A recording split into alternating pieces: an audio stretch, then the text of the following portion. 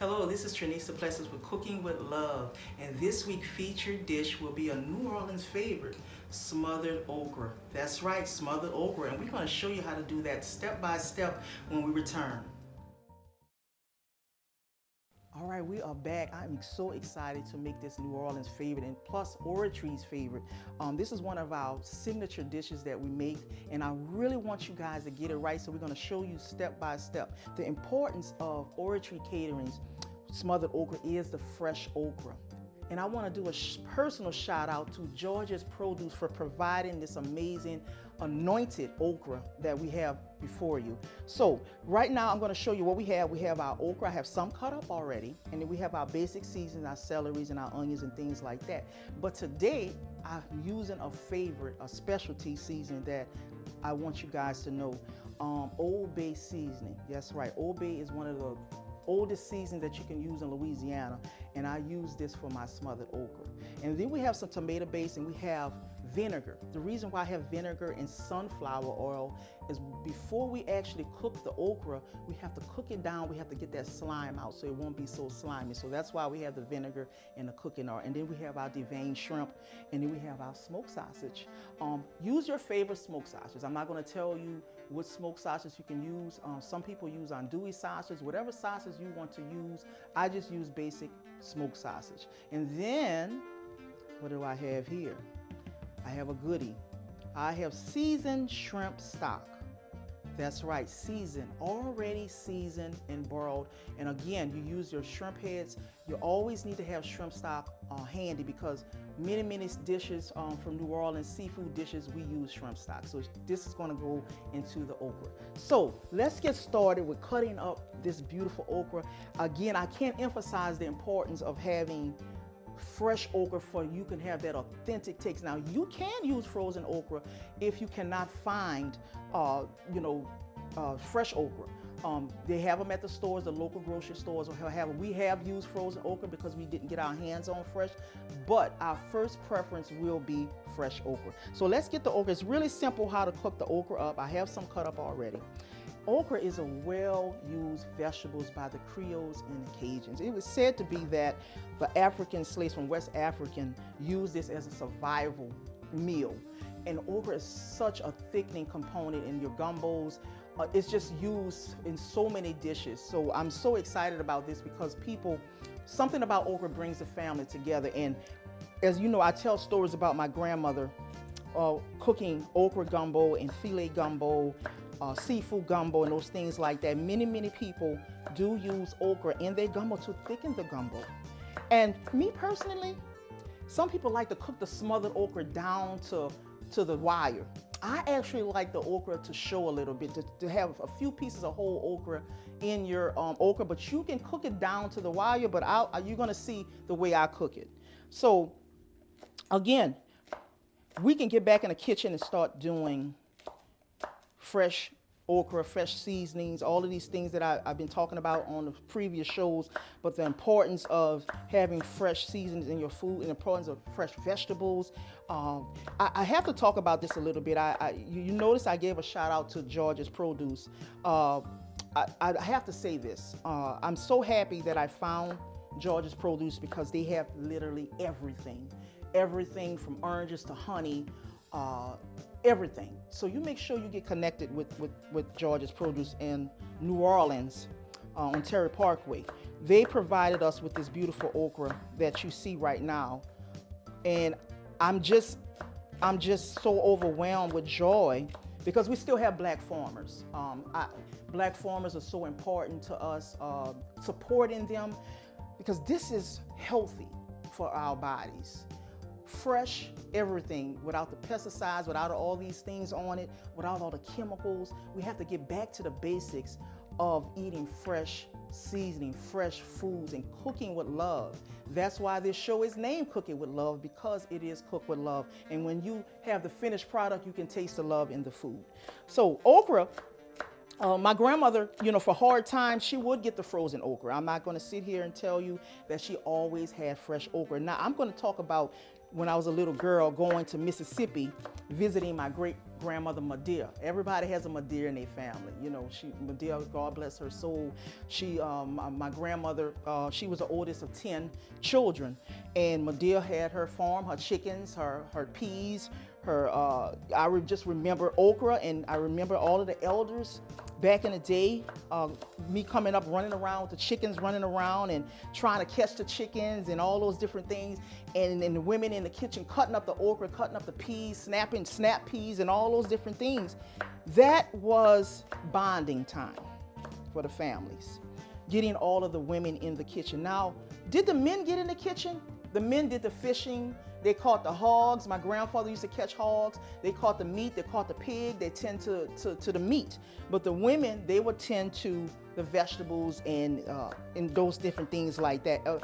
The memories are just soothing to me now that I'm going back in time telling you these things, because we need to teach the youth today of the importance of this. We need to tell our youth, when we were coming up, this is what we did, this is what your mother did, this is what your grandmother did, and it's history of your family. If you have the history of your families, please educate your kids, because we want to have entrepreneurs, chefs and cooks and things like that all over this world, because people got to eat. All right, so now I got the okra cut up, guys. When we come right back, we're going to start working on the season. We'll be right back. We are back, and we have our fresh okra cut up. Now we're going to get to our fresh seasoning, and we're going to first start off with our celery. So, do you guys remember when I mentioned that that celery was not my favorite? But now that I'm older and I realize the importance of having celery in your okras and your stews, so now I'm getting used to using it. I'm not using much. I'm only using 2 stalks, but I'm going to use it to give it that little bite that we need. Okay? Because they call it the Holy Trinity, right? So we're going to use the Holy Trinity. They call it the Holy Trinity. Those of you who don't know what the Holy Trinity is, down in the South, we use the onion, bell pepper, and the celery. So this is actually going into the okra. And of course, I have other seasonings, but we've used the main 3 ingredients, which is those that I just mentioned. So I'm excited about using the Holy Trinity. All right. So now we got the celery. Now I'm going to come over to my onion. I'm not going to use that large onion, because we're cooking a smaller pot of okra for our special guests. So we're going to use this yellow onion. I wouldn't recommend using purple onion. And if that's all you have, then I don't think that's a great idea. I'm using a smaller onion because I don't want the onion to overpower the okra. So that's why I'm using a smaller size, okay? And this is a pretty good onion because it smells very potent. And we got it really looking good. Yellow onion, it's very important that you use yellow onion. Now, I don't like to use shortcuts. I like to do everything by the book, everything the way we cook. However, sometimes you just can't do everything by the book. So I recommend, if you simply cannot use, you don't have an onion in the house and you really need to get this okra on the stove, use onion powder, 100% onion powder to replace the fresh onion. But I'm very, very particular about the way we cook our food, because fresh seasonings brings it out. But if you just can't do it, then use the onion powder, okay? So that's just a little tip, only if it's an emergency, okay? So I'm not saying that I'm okay with it, but I'm giving you the green light if you just need to get things done, because it has been done, okay? All right, so we're almost done with the onion. It doesn't take that long for a smaller onion. All right, I got it just the right size that I want it. You remember, I like seasoning. I don't like it too fine, but I like it just right, okay? All right, so we're gonna push that over. Now, I'm gonna come over to my green bell pepper. Oh, that smells so. This is a big, healthy bell pepper. I'm gonna cut this one in half. I'm gonna take all of this stuff out of here.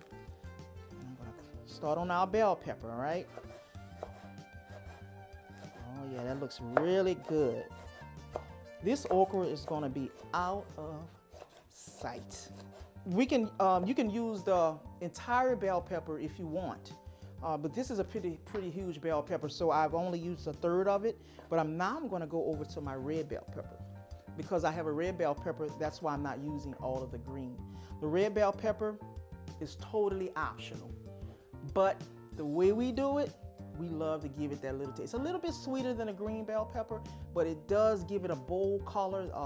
When you see your okra, you can actually see bits of your red bell pepper in it, and that's what I like. I like bold colors. So that's red bell pepper is used in a lot of my foods, okay, especially my gumbos and things like that.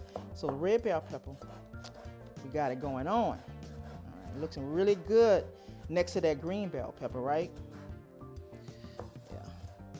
So we just going back to basics, getting the seasoning in, getting the right kind of seasonings to blend together to make a melody. Because okra is like a melody. It's like a song. It speaks to your soul, so to speak, right? And it's a Louisiana tradition. So many households love okra. And even your kids coming up, if you start them to eat okra at a young age, they will appreciate it in their older age. So I'm going to cut a little more red bell pepper up, and then I'm done with that red bell pepper. And I'm going to move over to the next. Uh-oh, there we go. That looks so good. And remember to always wash your seasonings. Always wash your seasonings before you use them. That's very important, okay? Even if you get it directly from a farmer, still wash them off, okay? All right, so now I got that cut up. Now I got a few garlic cloves that I'm gonna cut up right here. Yep, I'm not gonna use all, I don't need all of it, but we're gonna use some fresh garlic, already peeled already, all right? Yep, it's going all in this. Yep, looks really good already. Pretty, pretty, pretty.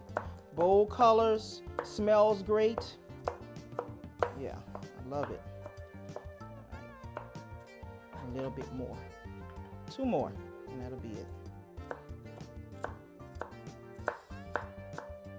Now, got the seasonings all cut up, and when we come back, we're gonna have the sausages cut up. All right, we are back. Now we're over to the stove, and now we're going to cook the slime out of our okra, right? The first pot that I have here, I already have some of the sunflower oil already in, and I'm going to add the vinegar, okay? So we're just going to add that in there like that, and then I'm going to put the vinegar. Remember I said earlier that the vinegar cooks the slime out, okay? Add a little more oil to it. All right, so let me just stir that around a little bit, okay? So we got that rolling for right now. Now we're going to get over to our seasonings, okay? Seasons and the smoked sausage is all cut together, okay? We're gonna put that in one pot and we're gonna saute that up, all right? All right. Add it all together in there. This is gonna be so amazing. You know, guys, when you're smothering okra, kind of think about when you smother cabbage, okay? You're not gonna use a whole bunch of liquid. You know, the shrimp stock, we're gonna use that a little bit later. But kind of think about when you're cooking cabbage down, that's kind of how the okra is going to be cooked, okay? Now, some people just like to cook their sausage and they like to cook the seasons separate, but it's going all in the same pot, okay? And I want to get the flavors of that. So now we got the seasonings, we got that sauteing in the pot, okay? Oh, that smells so good. All right, cook that down a little bit. Let's get over to our okra. Yeah, we're just trying to get the slime out a little bit. And once we add our shrimp stock, it's going to break everything down and it's going to cook. Add a little more. I'm just going to use all of this vinegar here. Oh, that looks so good. Yeah, so just keep on. Make sure you don't let your okra burn. This is the pre-cooked okra before you actually cook the okra. So make sure you stay on the stove and you keep stirring it and make sure it doesn't burn on you, because the worst thing you can have is burnt okra taste, and then you have to throw the entire okra away, okay? So now let's look over now. I'm gonna turn it up a little bit more, my fire up a little bit, turn this up a little bit, and let's keep it going. All right. Now that looks so good.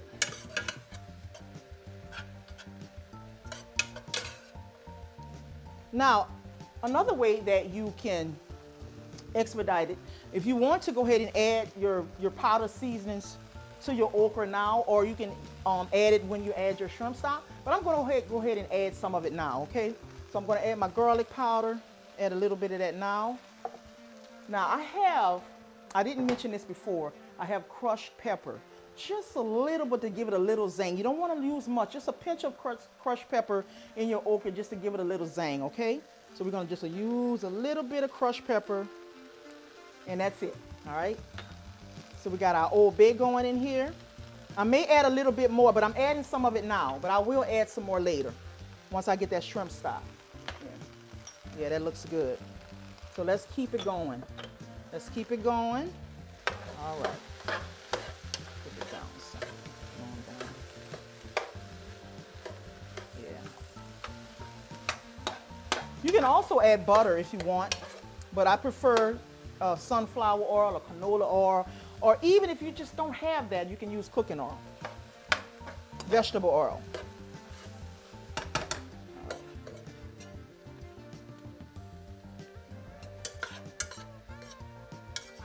Yeah, that looks good. This is even a meal in itself. The sausage, the smoked sausage, and the cut up seasoning, it's a meal in itself. I mean, you can actually eat that over rice, and it'll taste good.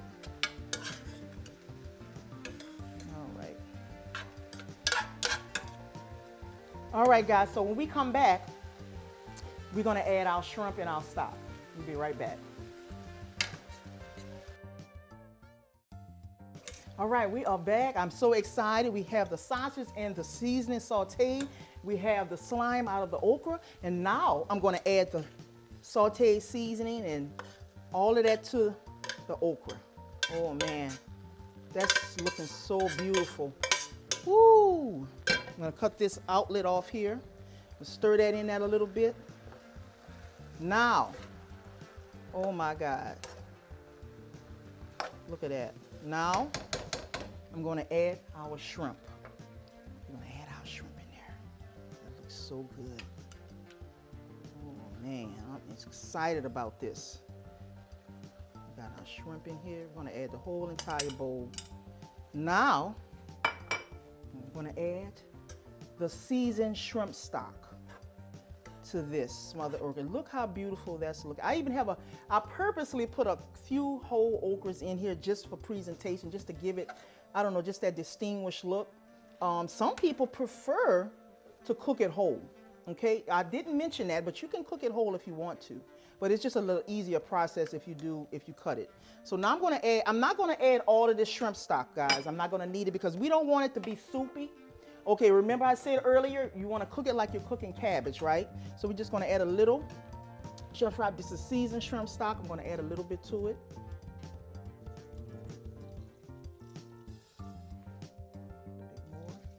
Okay. All right, if that's not enough, I will add more, but I think this is going to work. Oh, yeah. Man, that smells so good. Okay, so listen. Now, you see that I have tomato paste here. Traditional okra has that little reddish brown color to it. So you see a lot of people, okra may have that little red. It's just the presentation. So I'm going to add a little bit to it to give it that color. Now this is totally optional, okay? You can use a raw tomato if you want to do that, smash up tomatoes or whatever you want to do. But if you just want to get some tomato paste, that's fine. You can add that to it. Okay.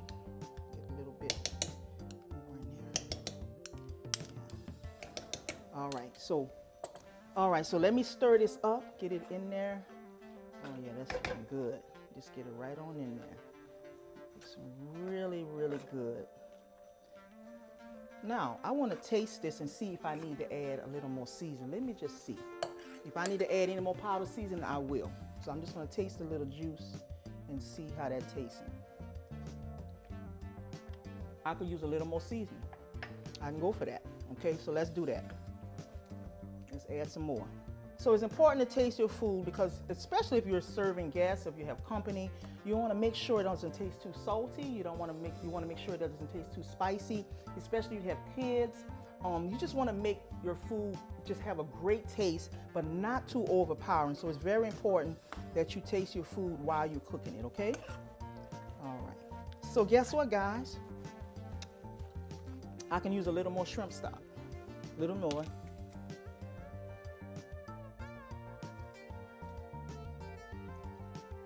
And guess what we're gonna do? We're gonna let this simmer down, and we're gonna cook this, my time, about 45 minutes. 45 minutes to an hour. And then we're gonna come back and we're gonna have smothered okra. We'll be right back. We are back with the owner of Smothered Okra, Miss Jade Miller. Miss Jade Miller is in the building. I'm excited about it. But before we talk to her, we're gonna eat this beautiful meal, smothered okra with spinach, salad, and a glass of sangria. And when we return, we're gonna have a conversation. We are back with my girl, Jade Miller, owner of Smothered Okra. She's in the building. Listen, how did you enjoy the meal? The meal was fantastic. The okra, you just taste all the love, the harmony, savory. It's beautiful, all well put together. Thank you. I like the way you said the harmony and the savory, because this is the main reason why I have this show, because it's cooking with love, and you definitely can taste the love in that okra. Tell us about yourself. I want the audience to get to know you. And also, I didn't mention that we went to high school together too. So Warren Easton in the building. But tell us about yourself. Okay, I'm a native of New Orleans. Born and raised in New Orleans. I left early and went into the military. Okay. But before I decided to go into the military, I had a creativity seed in me, and that inspired me to make the jewelry that I make that's on display here. Now, it was during the summer one year. I was going into the 9th grade, and I wanted to, go outside, and, all my friends was outside, and my parents were so strict. They were like, no, you're not going outside. You need to find you something to do to occupy your mind. I'm like, what I'm going to do, So, we had just ended Vacation Bible School like weeks prior, and there was some leftover products from the arts and crafts, and my mama had it on top of the closet. So I just went through the box, just fumbling through things. They had paint brushes, some little pieces of wood, then there's wire. And I've always had a passion for drawing and art. So I just said, all right, I'm gonna just start painting these little wood blocks, these colors. Then I took the brush and started making designs. And I said, oh, you know what? School about to start back. I'm gonna make me some earrings for school. So I made my first pair of earrings that I had wore on the first day of school with this outfit. It was so cute. So from that, I've always had a passion for fashion. I would always read magazines like Ebony, Black Stars, Jet, and I was always fascinated by the beauty of the melanated people. And I would read the articles and things like that, but I would go back and stare at the pictures like, okay, look what she wearing, look at that wearing. And who could forget the Ebony Fashion Fair? Nobody. So with that being said, I also had an aunt who, received her wings last summer. Yes, she was my fashion muse. Yeah. And she used to host church fashion shows, put together. She taught me how to walk, and she also had a daughter who also preceded her in getting her wings many years ago. Okay. So we were little girls and grown people fashion show, Oh. walking and strutting and let the church say amen and things like that. It was well put together. Wow. So throughout the years, she was pretty much my inspiration for the fashion muse. And what you see here on display with the feather earrings, see, my auntie would have she would have bought all these. She would have had her entire collection because she was one of my main supporters. Wow. So when I started working with the feathers, it was something that came to me one day. My father passed away about 5 years ago, and it was always something about him that reminded me of the blue jay bird. And his name was Jerry, so everybody called him Mr. J. Okay. So there was this spot on my patio in my yard where he used to sit. Well, shortly after he passed, I started noticing feathers, blue jay feathers. I would come across them at random. Wow. So I've also read somewhere that, like in tribal, when people are in a tribe, Yeah. and you have like the chief or the person that's the head of the tribe, you got your matriarch and things Yeah. like that.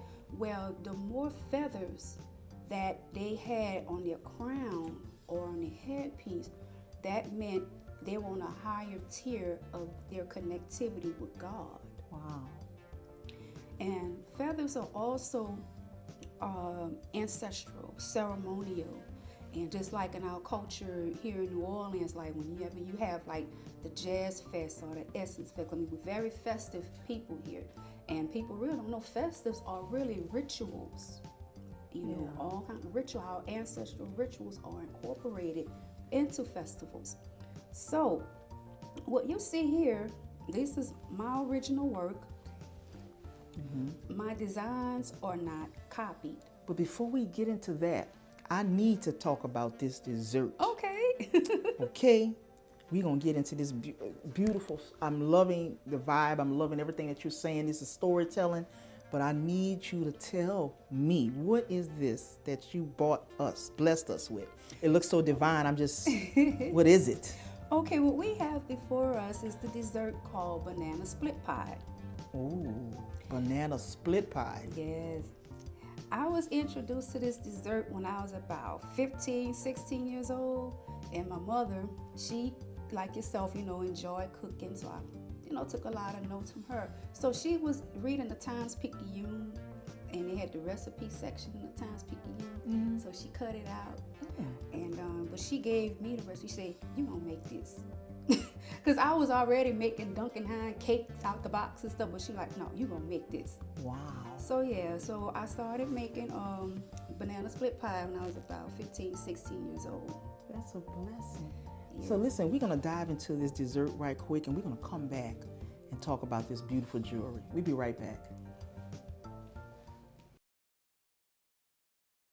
All right, we are back, guys. Oh, I must say the dessert was phenomenal. Banana split pie. Yes. Very delicious, very rich, made from scratch from Miss Jade. And Miss Jade is also an awesome, amazing cook. She's been in the kitchen pretty early herself. And I'm just so blessed that she's on the show to talk about her beautiful jewelry line. So we want to talk about these pieces that you have. And again, announce the name of your company again so people can get an idea of how it's pronounced and you can say what it means also. Okay, the name of my company is Jade Rouge, and it's Creole French for red hair.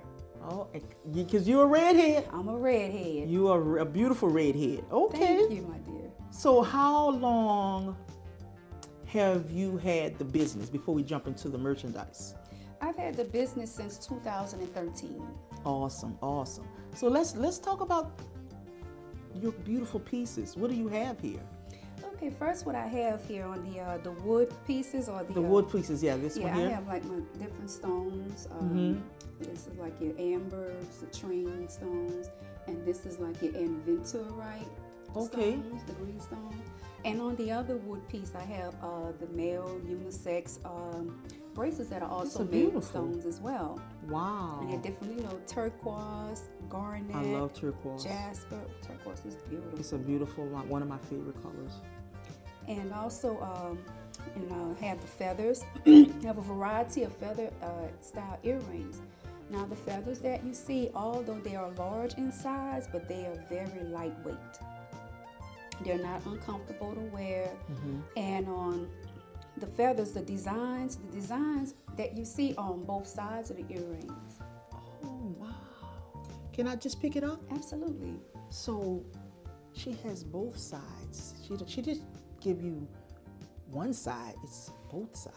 That's right. This is absolutely gorgeous. And you know how like you be walking, the wind be blowing, and you want to take a selfie or whatever, but like, wait a minute, it ain't right, Look, I be trying to keep it on this side, and you see this the plain side, and so I know what you're talking about. Yeah. But the ones that you have in your ear, please tell us about those. Those that look like mini peacocks to me. Yeah, these are many peacock feathers. I have a fascination with birds, I guess you might say, but because birds are so exotic. Yes, they you know. are. And then like our mascot, the eagle, you know. Warren so, Easton hey, Eagle. That's the right. one and only, the real eagle. The real eagle. The, the real eagle, yes, the real eagle, yes, Warren Easton, baby. The mighty fighting eagles. That's right. Yes, we're a strong knit family. For over 30 years I've been knowing you. You've always had just beautiful aura about yourself, and to actually be sitting talking to you about your business is a blessing. The ones on the end, I'm really admiring those. Those remind me of Cherokee Indian. Yes. That's what that reminds me of. Yes. That's beautiful. Roughly, how long would it take for you to design a pair of earrings like that? It would take me actually it'll take me about a couple of days because I have to think about it. I think about it. I say, all right, what I'm gonna do? I spend a lot of time on the computer looking at colors. Okay, what's gonna go with what? How this gonna look? I'm gonna put this on it? Nah. I even made pairs before I took them apart. I even threw it away because I didn't like it. Really? Yeah. Oh, I'm my worst critic. I'm my toughest critic when it comes to my work. Well, all artists are. I am too. So I know what you're saying. Wow. So, but when I finally came up with that design, I said, you know what? I'm gonna go ahead and go with this.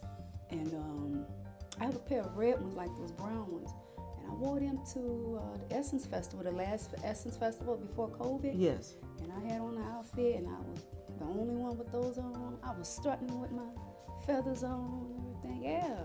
And I bet you got a lot of heads turned and a lot of compliments. Oh yes. Oh Yeah. yes. Yeah. Mhm. Yeah. And I see that you're a hat lover too. Absolutely. We're both hat lovers. I love fedoras. We wear all kind of. We're in this hat group right. on Facebook, and we show out pictures and everything. You just have a fashion about yourself.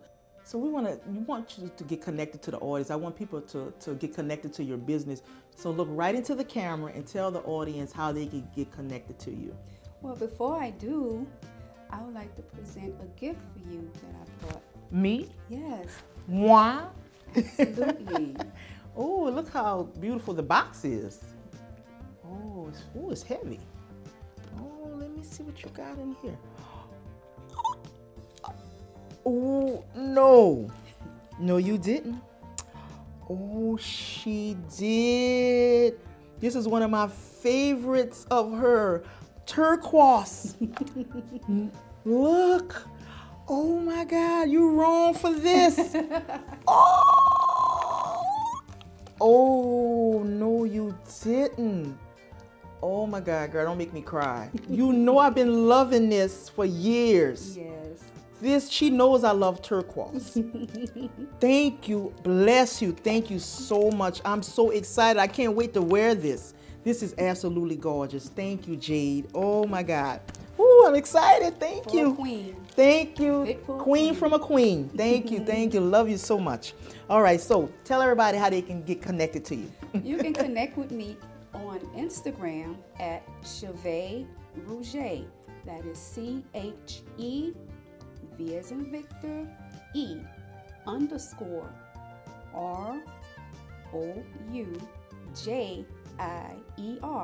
Rouget. And on Facebook, you can connect with me under Jada, GIADAH Miller. And Jada is Italian for Jade. Thank you. What a blessing. Well, it's certainly been a blessing to have you in the studio, to spend time with you, my longtime friend, business person. I'm just happy that you're here, and thank you for coming. So this concludes another exciting edition of Cooking with Love. Make sure you guys follow Oratory Catering on Instagram, and also follow us on YouTube with Cooking with Love. Until then, we'll see you next time.